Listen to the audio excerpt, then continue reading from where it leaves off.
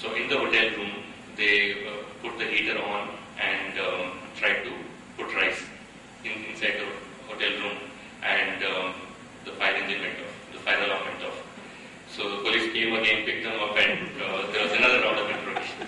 And this really happened with 2 of our boys. So these kind of things are situations which can be avoided.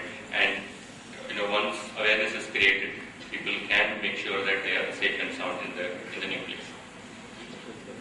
Thank you.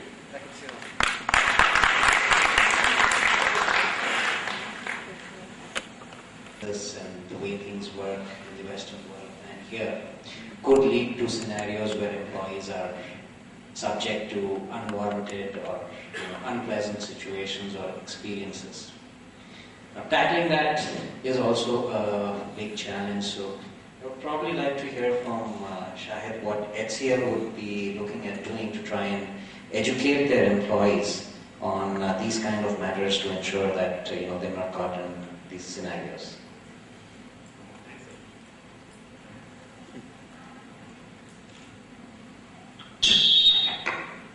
Thanks, Anuj.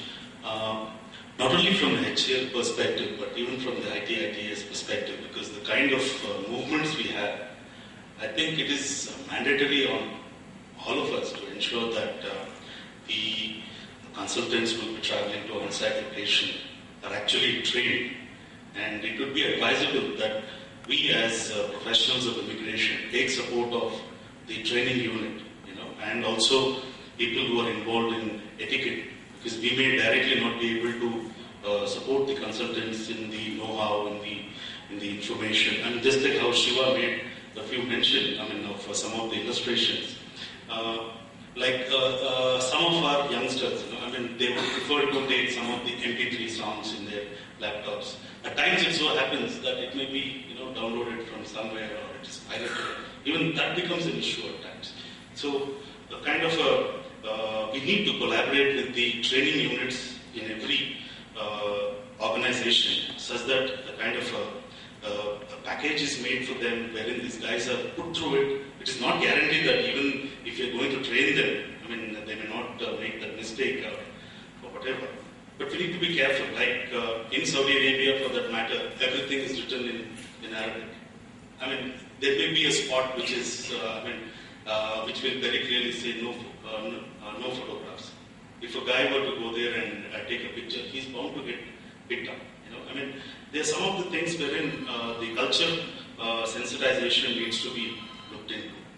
What I would make a very valid point is educating them, helping them to understand, and even in some cases helping them to unlearn is very, very important. Shiva raised a very important aspect of touching base with with the Indian missions on site.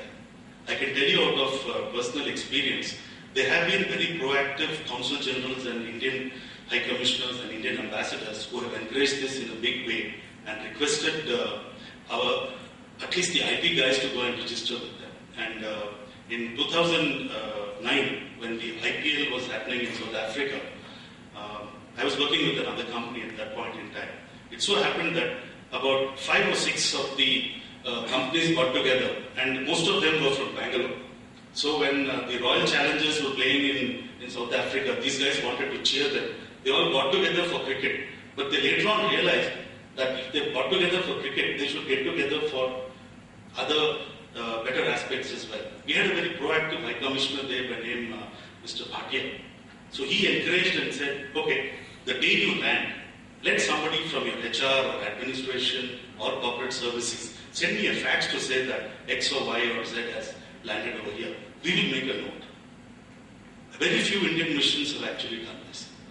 My suggestion was that yes, this is something wonderful. So at that point in time, my HR head in South Africa ensured that there was a small meeting that took place with the other IT peers, and everybody got together, met Mr. Bhatia in Pretoria, and ensured that this was followed as a process. We did the same in Kenya as well. Of course, we had very proactive guys like Dr. Shukla, who was the Deputy High Commissioner over there. This needs to be done. Wherever we have gone, now that we are getting into many of the emerging geographies, I think it is pertinent that we as immigration professionals, as HR professionals get together and bring in this synergy with the external stakeholders. So security, not only for us, but even for the guys who go out over there. After all, these are the guys who are helping our ATMs to throw out some money. We need to take care of them from this.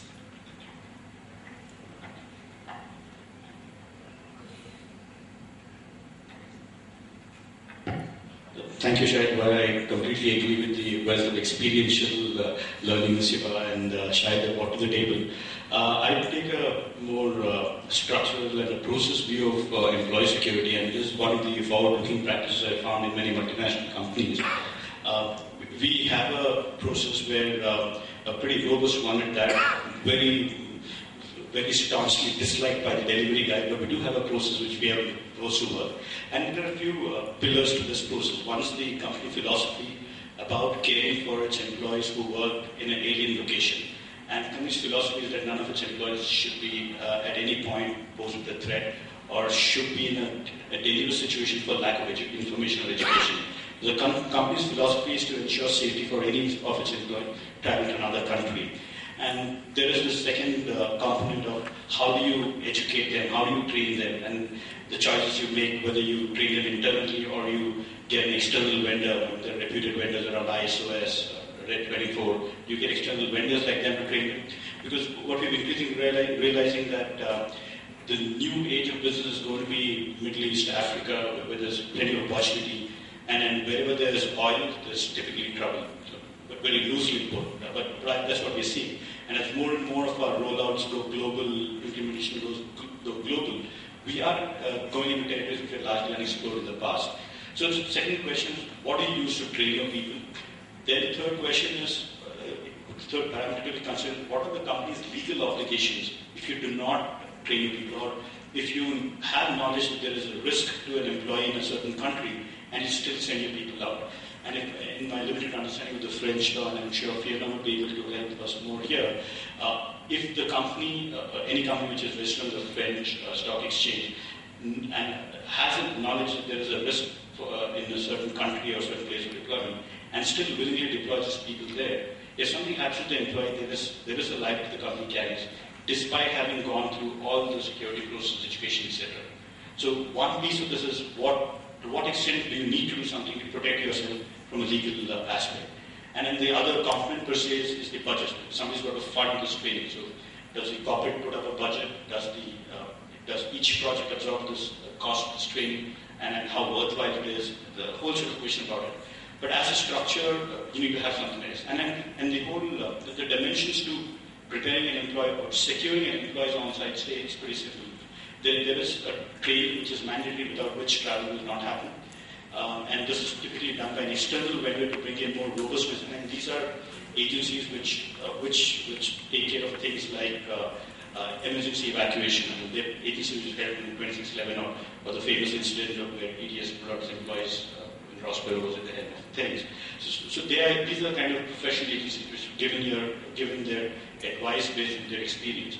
The second aspect is the employee voluntarily signs off saying, I have gone through this training, I understood the risk, and I'm willing to travel.